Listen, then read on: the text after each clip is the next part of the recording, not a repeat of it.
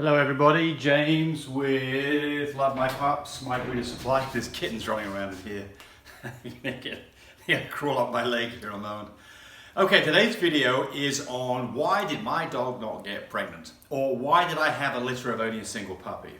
So, there are 4 things that really determine what's going on. So we're going to talk about these. This first one, most likely one, is timing. That you didn't breed the dog at the right time. We're going to talk about these in detail in a moment. Number 2 would be that the sperm quality was suspect. Sperm's bad.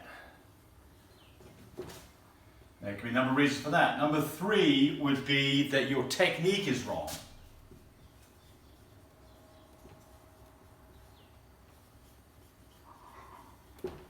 And number 4 would be there is something physically wrong with the female. Physical issue with the female. All right. So those are the most likely reasons, and there's, I have to think, I never rehearse these videos, I just start talking, so I may change my mind, there might be a 5th one before we get there. Timing. So this is the most common issue is that you got your timing wrong. So when should you breed a dog? Typically you're going to breed a dog between day 11 and 13. And typically about day 9 is ovulation. About that time typically a dog's discharge colour has lightened up from red to more of a pink or a clear colour. At that point she's somewhat interested in males, and she's very interested in males and will allow them to get on her back and basically mate around this time frame. Now, this can change. Some dogs as early as day 7. You can have split heats where the dog gets started and then the whole thing slows up and then the whole thing starts back up again, and it's more like day 15 or 20. So how do you know that this is right? You do a progesterone test. You want to do an AI on, give me some paper here, wipe that off. So day 11 to 13, we're looking to do the AI with a progesterone level of about 15. That's for a vaginal or for a direct mating, natural mating. More like 20 to as much as 25 if you're doing a surgical or transcervical insemination. So this is the most likely reason is you've got your timing wrong. So what should you do here? Well, really the best way to do this is when you finish breeding is to do another progesterone test and make sure those levels are high and are above a 20 if you're doing a regular mating, to make sure that she hasn't taken a dip, and that's what causes your problem is. So this is the number 1 reason, timing. Okay. Number 2, sperm quality. Well, has this dog been used quite a bit? Was this dog used the last few days and has not regenerated the sperm that he's delivering today? It takes about a week for a dog to be fully charged back up. The semen should look cloudy. If it looks very clear, then immediately you should suspect you've got poor quality semen. And the only way to really know about that is looking under a microscope, because you're looking for 200 million or more sperm, 200 million motile sperm, of which you want to see at least a 70% viability. So when we talk about viability, they need to be alive. They need to have bent tails where they're swimming around in circles all the time. They want to have what's called good morphology. They need to look like again, you're not going to know the answer to this, but they want to look like nice looking semen. And this is something that if your vet's experienced with this, they can do for you. But just a gross look under a microscope to see a lot of swimming sperm in a milky collection is probably good enough. But certainly, if you're having a problem and you want to find out really what's going on, then to have the stud dog's semen evaluated would make sense. If it's being shipped, there's things that absolutely can go wrong with this. It could have got cold, it could have been frozen, it could have been too hot. All of these things will do in the semen very quickly or produce poor quality semen. So the method it was used to ship, and of course now this is where I plug my product ShipMate. So this is the product that we manufacture and sell. It's a digitally controlled shipping flask that's specifically for this, for shipping semen, shipping chilled semen. And I'm now at personally over 4,000 consecutive shipments, successful shipments using ShipMate versus a horrible results when I was using the other commercial passive systems. So is the semen any good? Well, you don't know unless you've evaluated it. Technique, what are you doing here? If you're doing an AI, are you leaving the dog in an elevated position so that for at least 30 minutes so all the semen can stay inside the dog? This is a big thing that I see, specifically with vets, where they're in a hurry, they've got other people in the waiting room, and the dog is AI'd for maybe 5 minutes, then given back to the customer, and then the customer calls up and says, well, I got home and there was a puddle of liquid underneath her in the crate, does it matter? It's like, yep, that matters. You just practice the rhythm method. It matters. So I've got AI, I've got videos on how to do the AI. I honestly believe that you can do a great job doing it yourself. It's not difficult, but it's just the mechanics of physically getting the rod in far enough and keeping that dog's back end elevated for at least 30 minutes. So get your technique right.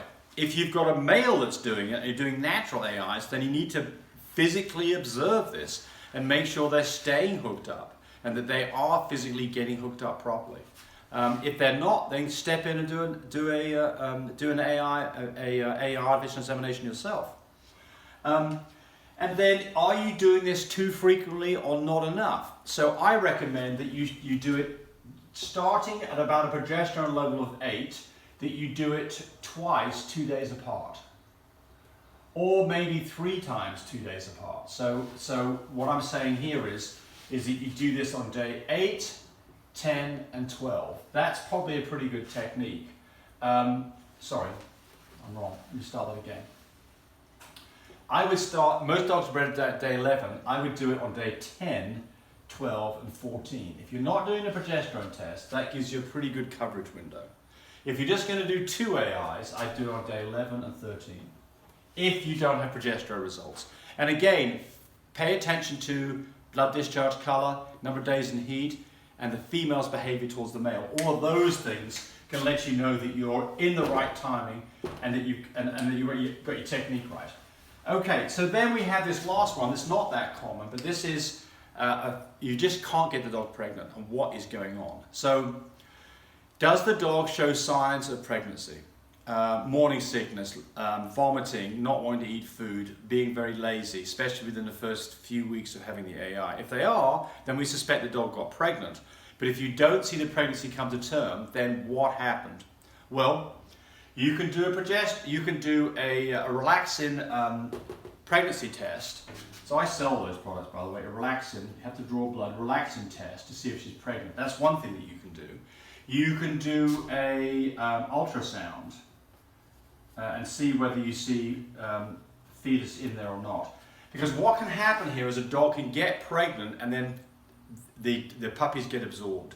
And so if that's going on, you have to ask yourself the question, what's going on? So one thing that there's a couple of things that you can do here. The first one we do is a regular blood panel and make sure specifically that the thyroid numbers look sensible. So check the correct thyroid function. And that, by the way, you can give artificial thyroid to a dog to overcome this problem. But if the thyroid's low, you can have problems with maintaining a pregnancy. And the other one is the progesterone levels have to stay high for the entire process. Progesterone has to stay high. When I say high, it's got to be like 30 or higher. And whether a dog is bred or not, after about day 18 of the heat cycle, the progesterone levels at about a 20 or higher, and it will keep on climbing and stay high for the next, for the next 30, 40 days. So if it doesn't stay high and the dog is pregnant, they'll lose the pregnancy because this number goes too low. And you can find this out by doing a blood test, checking progesterone, and you can give progesterone to the dog. So this is fairly uncommon, but I've seen it happen a few times. Every year I'll get a dog that they find out the progesterone level is low, and so they give it some progesterone at various points during it. You've got to get a vet involved in this, and I'm not the one who can tell you exactly when you should do this. But absolutely, progesterone doesn't stay high, you're going to lose the pregnancy. So there can be other things too. The very active dogs bouncing around all over the place, shakes everything loose on the inside, and hemorrhages, placenta separates, lose the puppies. You may not realize it's happened, or you may see some blood clots on the ground, or you may see something that looks like kind of a nasty bloody sac. You know, those would be lost puppy due to, you know, possibly because you've got separation of placenta. A dog like that needs to be taken out on the leash, not allowed to run around too much, keep not jumping up on furniture. That can help that situation. I think we've about covered this. There were 4 things, look at that. I think I've about covered everything I can think of at the moment.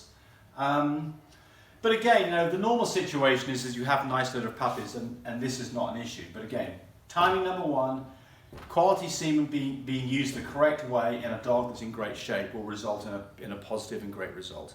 Hey, if you like what we're talking about, why don't you subscribe to us? We'd really like that. If you think we're idiots, then let us know. If you've got topics you want us to cover in the future, let us know about that. And of course, the most important thing is be nice to your doggies. Bye, everybody.